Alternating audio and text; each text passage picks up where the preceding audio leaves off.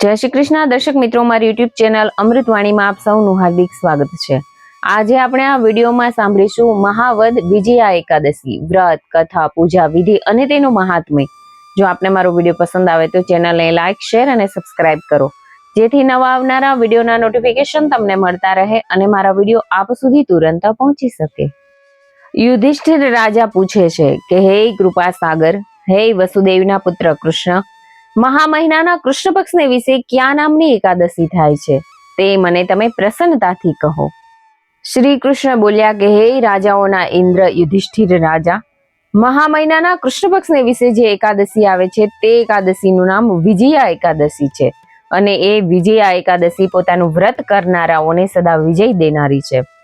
નારદજીએ કમળની ઉપર બેઠેલા બ્રહ્માને સર્વે પાપોને હરનારું અને ઉત્તમ એવું આ વિજયા એકાદશીનું મહાત્મ્ય પૂછ્યું હતું। હે દેવોમાં શ્રેષ્ઠ બ્રહ્મા, મહા મહિનાના કૃષ્ણ પક્ષને વિશે જે વિજયા નામે પ્રસિદ્ધ એકાદશીની તિથિ છે તે એકાદશીનું વ્રત મને પ્રસન્નતાથી કહો। એ રીતે નારદજીના પૂછવાથી બ્રહ્મા બોલ્યા કે હે નારદ, પાપને હરનારી ઉત્તમ કથા જે હું તને કહું છું તે તું સાંભળ। પુરાતન એવું પવિત્ર અને પાપને નાશ કરનારું જે આ વિજયાનું વ્રત છે તે વ્રત મેં કોઈને પણ કહ્યું નથી। આ વિજયા એકાદશી માણસોને જય દેનારી છે, એમાં કંઈ પણ સંચય નથી। પૂર્વે શ્રી રામચંદ્રજી તપોવનને વિશે ગયા હતા અને તે તપોવનની અંદર 14 વર્ષ સુધી સીતા અને લક્ષ્મણ સહિત પંચવટીમાં વસ્યા હતા। તે તપોવનમાં વસતા એવા તે રઘુકુળના મહાત્મા રામની તપસ્વીની સીતા નામની સ્ત્રીને રાવણ હરી ગયો હતો। તે દુઃખથી એ રામ મોહ પામ્યા હતા અને તપોવનમાં ભટકતા હતા। તેવામાં તે રામે જેનું આયુષ્ય નાશ પામ્યું છે તેવા જટાયુ પક્ષીને જોયો। તે જટાયુ પક્ષી શ્રી રામચંદ્રજીને સીતાના હરણ સંબંધી સર્વે વૃત્તાંત જણાવીને મરણને વશ થયો, અર્થાત મરી ગયો। તે પછી અરણ્ય જંગલમાં ફરતા એવા શ્રી રામચંદ્રજીએ કબંધ નામના રાક્ષસને હણ્યો। ત્યારબાદ તે રામચંદ્રજીને સુગ્રીવની સાથે કોઈ પણ દહાડો જૂની ન થાય તેવી મિત્રતા થઈ। એ રીતે સુગ્રીવની સાથે મિત્રતા થયા પછી રામચંદ્રજીને માટે વાનરોના સૈન્ય એકઠા થયા હતા। એ રીતે વાનર સૈન્યો એકઠા થયા બાદ હનુમાન નામના વાનરે જનકની પુત્રી સીતાને લંકાના બગીચામાં જોયા।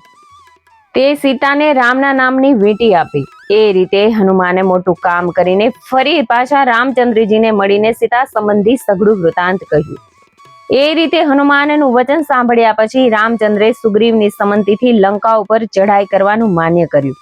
વાનરો જેને પ્યારા છે એવા તે રામ વાનરોની સાથે નદ અને નદીઓના પતિ સમુદ્રને દુઃખ વડે ઓળંગાય એવા જોઈને વિસ્મય પામ્યા અને પ્રફુલ્લિત નેત્રવાળા થઈને લક્ષ્મણ પ્રત્યે વચન બોલ્યા કે હે સુમિત્રાના પુત્ર લક્ષ્મણ, અગાધ જળથી ભરેલા તથા ભયંકર મગરોથી આકુલ એવા સમુદ્રને ક્યાં પુણ્ય કરીને તરી શકીશું?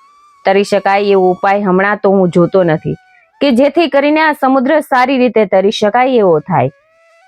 લક્ષ્મણ બોલ્યા કે હે પૂર્ણ પુરુષોત્તમ, આ દ્વીપના મધ્ય ભાગમાં બકદાલભ્ય નામે મુનિ રહે છે। હે રઘુકુળમાં ઉત્પન્ન થયેલા રામ, તે મુનિનો આશ્રમ આપણા સ્થાનકથી અર્ધો યોજન 2 ગાંવ દૂર છે। હે રઘુકુળને આનંદ પમાડનારા એણે ઘણા બ્રહ્માઓને જોયા છે। હે રાજેન્દ્ર રામ, ઋષિઓમાં શ્રેષ્ઠ એવા અતિવૃદ્ધ બકદાલભ્યને તમે આ સમુદ્ર તરવાનો ઉપાય પૂછો। આ રીતે લક્ષ્મણના અતિ સુંદર વચનો સાંભળીને રામચંદ્રજી મહામુનિ બકદાલભ્યના દર્શન કરવા સારું ગયા અને દેવો જેમ વિષ્ણુ ભગવાનને પગે લાગે છે તેમ રામચંદ્રજી મસ્તક વડે બકદાલભ્ય મુનિને પગે લાગ્યા। તે વખતે મુનિ એવા શ્રી ઋષિ રામચંદ્રજીને કોઈ કારણને લીધે મનુષ્ય શરીરને ધારણ કરેલા પૂર્ણ પુરુષોત્તમ વિષ્ણુ જાણીને બોલ્યા કે હે રામ, તમારું ક્યાંથી આવવું થયું છે, અર્થાત આપ ક્યાંથી પધારો છો? રામ બોલ્યા કે અહો વિપ્ર, તમારી કૃપાને લીધે લંકાના રાજા રાવણને જીતવા સારું સૈન્ય સાથે સમુદ્રની સમીપ આવ્યો છું। માટે તમારી અનુકૂળતાએ કરીને જે રીતે મારાથી આ સમુદ્ર તરી શકાય છે તે રીતે તરવાનો ઉપાય હે મુનિ મને કહો।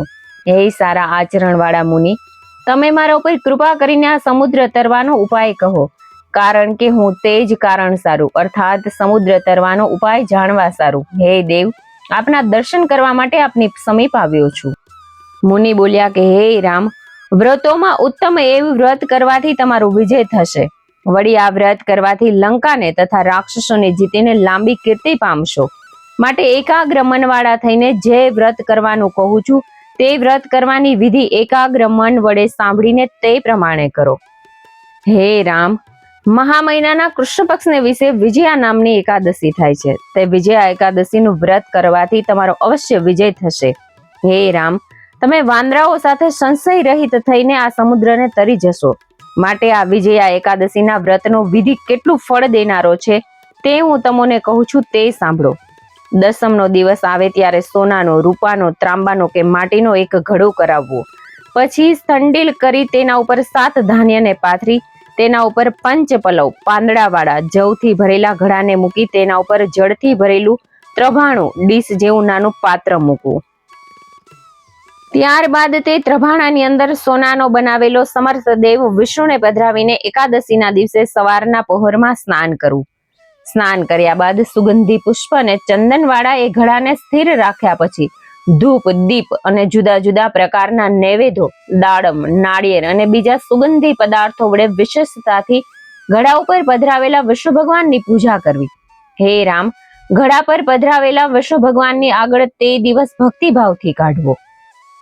વળી બુદ્ધિમાન માણસો તે ઘડા ઉપર પધરાવેલ વિષ્ણુ ભગવાનની આગળ તે રાત્રે જાગરણ પણ કરવું. હે નરોના પતિ રામ, જ્યારે 12નો દિવસ પ્રાપ્ત થાય ત્યારે સૂર્યના ઉગવા ટાણે જ્યાં આગળ જળ ભર્યું હોય તેવા દેશમાં નદી કિનારે, ઝરણાને કાંઠે, કુવા તળાવના તટ ઉપર જેના ઉપર વિષ્ણુ ભગવાન બિરાજે છે એવા એ ઘડાને પધરાવી વિધિ પ્રમાણે ઘડા સહિત વિષ્ણુ ભગવાનનું પૂજન કરીને વિષ્ણુ ભગવાનની મૂર્તિ સાથે તે ઘડો વેદનો પાર પામેલા બ્રાહ્મણને દેવો. હે રાજાઓમાં ઇન્દ્ર રામ, તે ઘડાની સાથે મોટા મોટા દાન પણ દેવા. હે રામ, આ પ્રમાણે વિધિ સૈન્યોના પતિઓ નાયકો સાથે મળીને પ્રયત્નથી વ્રત કરો, એથી તમારો વિજય થશે. આ પ્રમાણે ઋષિઓનું વૃતાંત સાંભળીને ઋષિએ જેમ કહ્યું હતું તેમ રામચંદ્રજીએ વ્રત કર્યું. તેથી રઘુકુળને આનંદ પમાડનારા તે રામ વિજયવાન થયા, સીતા પ્રાપ્ત થયા, લંકા જીતીને રાવણને માર્યો. હે યુધિષ્ઠિર રાજા, આ વિધિથી જે નરો વ્રત કરે છે તે નરો આ લોકમાં જય પામીને અક્ષય એવા પરલોકને પામે છે. હે ધર્મરાજા, આ કારણથી વિજયાનું વ્રત કરવું, કારણ કે આ વિજયા એકાદશીનું મહાત્મય સર્વ પાપને મટાડનારું છે. માટે તેનો પાઠ કરવાથી અથવા સાંભળવાથી વાજપેયી યજ્ઞનું ફળ પ્રાપ્ત થાય છે. આ પ્રમાણે શ્રી સ્કંદ પુરાણને વિશે શ્રી કૃષ્ણ યુધિષ્ઠિર સંવાદ રૂપે મહા મહિનાના કૃષ્ણ પક્ષની વિજયા એકાદશીનું મહાત્મય સંપૂર્ણ. જય શ્રી કૃષ્ણ, જય શ્રી વિષ્ણુ ભગવાન.